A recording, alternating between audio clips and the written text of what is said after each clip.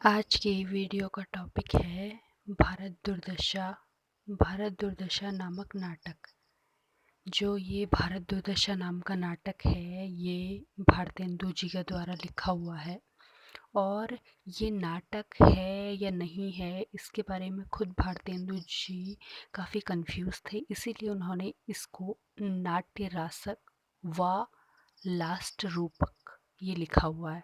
ठीक है, तो ये जो भारतीय हमारी परंपरा है नाटकों की, उसमें कई रूप माने गए हैं नाटकों के। उनमें से दो रूपों में भारतेंदु जी को खुद कन्फ्यूज़न था, इसीलिए उन्होंने इसका नाम मंगलाचरण में नाट्य रासक या लास्ट रूपक रखा है। ठीक है, और भारतीय नाट्य परंपरा के हिसाब से जो मंगलाचरण देने की परंपरा है वो भी इन्होंने पूरी की हुई है। 2 लाइनों का मंगलाचरण इन्होंने यहाँ पर दिया हुआ है। अब देखिए, भारत दुर्दशा नाम का जो ये नाटक है, ये यूपीएससी के हिंदी साहित्य के वैकल्पिक परीक्षा का जो प्रश्न पत्र है उसके प्रथम और द्वितीय दोनों में है।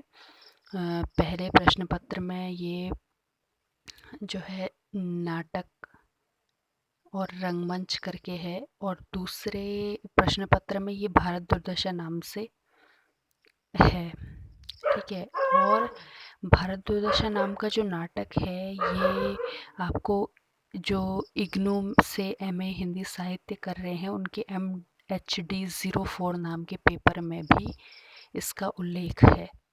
ठीक है, वो पेपर में भी ये भारतेंदु की जो ये भारत दुर्दशा नाटक है, इससे कई प्रश्न पूछे जाते हैं, और ख़ास तौर पे इससे जो प्रश्न आते हैं वो व्याख्या से आते हैं। ठीक है, अब देखिए, जो भारत दुर्दशा है ये 5 अंकों में 6 अंकों में लिखा गया नाटक है। ठीक है, पहला अंक, दूसरा अंक, तीसरा अंक, चतुर्थ अंक, पंचम अंक और छठा अंक। ठीक है, तो इसमें आपको ज़्यादा कुछ नहीं करना है। इस वाले में आगे से जो नाटक के उसमें 48 पेज जो आगे इन्होंने भूमिका बांधी है भारतेंदु युग परिवेश करके, इसको आपको अगर पढ़ना चाहें तो पढ़ सकते हैं। अगर आपके पास टाइम नहीं है यूपीएससी का वैकल्पिक प्रश्न पत्र के लिए, तो इसको आप छोड़ सकते हैं। ठीक है, और आप पढ़ सकते हैं बाकी का जो ये नाटक है। 6 अंक आप इसमें पढ़ लें। ठीक है, पहले अंक में जो गीत दिया है लावनी है जो, ठीक है, वीथी, वीथी मतलब होता है गली। ठीक है, और लावनी जो है एक छंद है।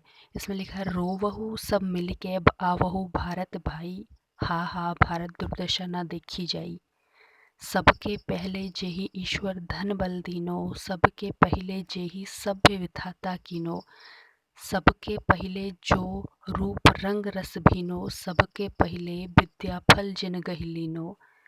ये जो है, ये पंक्तियाँ आपके व्याख्या के लिए भी आ सकती हैं, और जब आप इस नाटक के बारे में लिखेंगे तो उसके लिए ये पंक्तियाँ आप याद कर लें। ठीक है, पहले अंक में तो ये करना है आपको, और 2-4 पंक्तियाँ और हैं लास्ट में पहले अंक से ही। अंग्रेज राज सुख साज सजे सब भारी, पै धन विदेश चली जात इहे अति ख्वारी।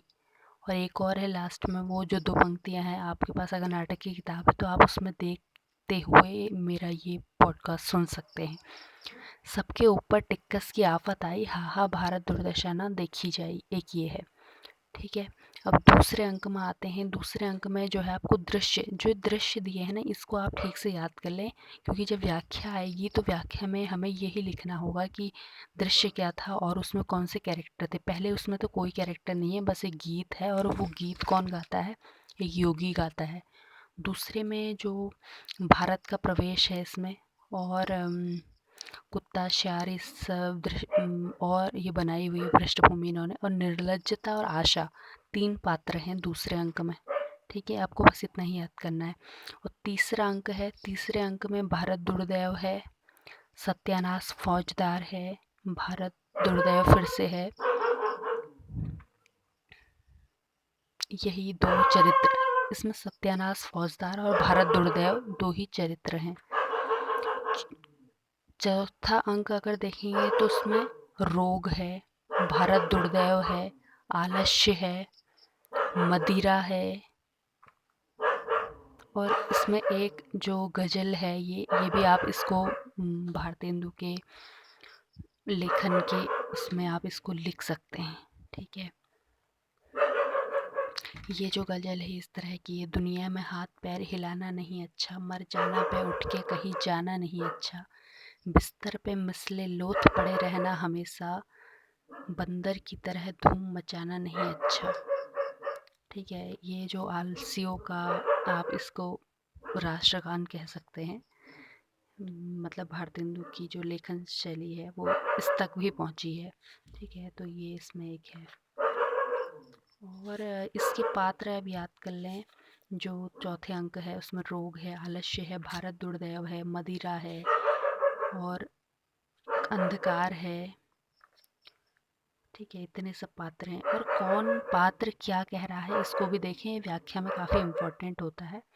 ठीक है, इससे ज़्यादातर व्याख्या ही आती है नाटक से। और अगर इससे प्रश्न बनता है तो वो भी आप आसानी से कर लेंगे। बस आपको सारे अंकों का ज्ञान होना चाहिए, आपको हल्का मोटा आइडिया होना चाहिए कि कौन सा पात्र किस अंक में है। और पाँचवा अंक जो है उसका आप दृश्य याद कर लें कैसा है। और पाँचवें अंक में एक सभापति है, बंगाली है, बस पहला देसी है, दूसरा देसी है, एडिटर है, कवि है, महाराष्ट्री है, बंगाली है।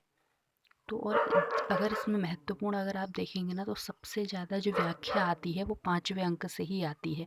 और ख़ास तौर पे जो पहला देसी दूसरा देसी की जो लाइनें हैं ना इससे ज़्यादा आता है। और एक बात और आप महत्वपूर्ण है इसमें, जो ये पहला देसी है इसमें खुद भारतेंदु बैठे हुए हैं। मतलब ये पहला देसी जो बातें कहता है भारतेंदु खुद अपने मनस्थिति को पहला देसी के माध्यम से व्यक्त कर रहे हैं। तो ठीक है, पहला देसी के कहे गए जितने भी वाक्य हैं उसको अच्छे से पढ़ लें। छठा अंक है, छठा अंक में भारत भाग्य है। छठा अंक में वैसे पूरा गीत ही है, बस अंतिम में कुछ पंक्तियां हैं। केंद्रीय भाव दिया हुआ है छठे अंक में। आप जहाँ पर गीत खत्म हो रहा है 75 नंबर का जो पेज है उसमें अंत में दिया हुआ है कि हाँ, भारतवर्ष को ऐसी मोह निद्रा ने घेरा है कि अब इसके उठने की आशा नहीं। सच है जो जानबूझकर सोता है उसे कौन जगा सकेगा। तो ये जो है केंद्रीय भाव है इस नाटक का।